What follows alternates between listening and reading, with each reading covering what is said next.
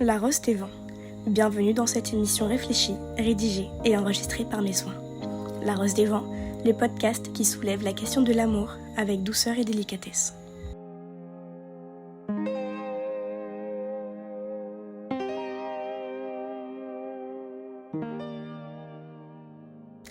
Bonjour à tous et à toutes. Le sujet de notre épisode aujourd'hui, on aime l'autre car il agit comme un miroir qui nous renvoie notre propre reflet. Les relations interpersonnelles nous aident à mieux nous comprendre. En parlant de relations interpersonnelles, on désigne les relations que nous avons avec les autres, que ce soit des relations amicales, amoureuses, professionnelles ou autres. Dans ce podcast, nous allons voir 3 grands points. L'autre comme miroir, les bienfaits de tenir une réflexion, et ensuite un point de garde sur certaines limites et précautions qui sont à prendre. Premier point, l'autre comme miroir. Les interactions sociales nous permettent de voir nos propres traits de caractère, de valeurs et de comportement. C'est ce qui nous permet de trouver certains points communs ou divergents, d'avoir des affinités ou non.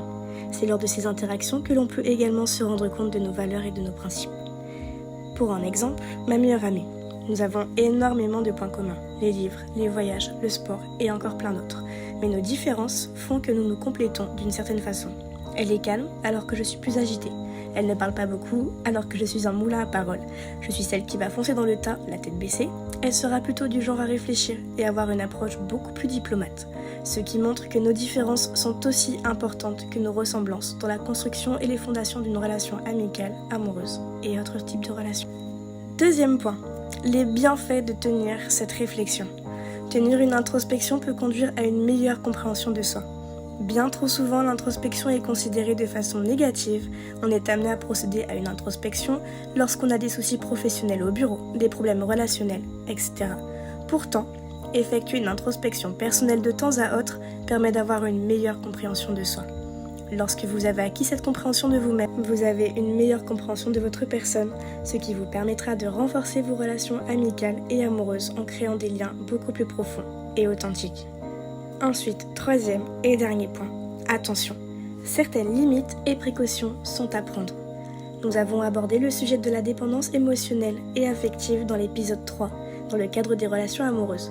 Notez que la dépendance affective et émotionnelle peut affecter tous les types de relations et n'est pas restreinte au cercle amoureux. À force de rechercher une validation personnelle en permanence, on peut basculer dans la dépendance aux autres, ce qui reste une forme de dépendance affective, donc un danger. Je vais donc insister sur l'importance de conserver votre individualité. Gardez une part d'autonomie pour ne pas vous perdre dans le reflet de l'autre. Pour conclure cet épisode, je vais donc insister sur l'importance de l'équilibre entre l'introspection et l'indépendance. Mettez au clair votre caractère et vos valeurs. Prenez le temps de vous connaître en profondeur pour mieux vous comprendre et posez-vous des limites. Prenez des précautions pour éviter de tomber dans un cycle de dépendance à l'autre. Réfléchissez à vos relations personnelles et la façon dont elles vous servent de miroir. Merci de votre attention et n'hésitez surtout pas à partager vos réflexions sur ce sujet.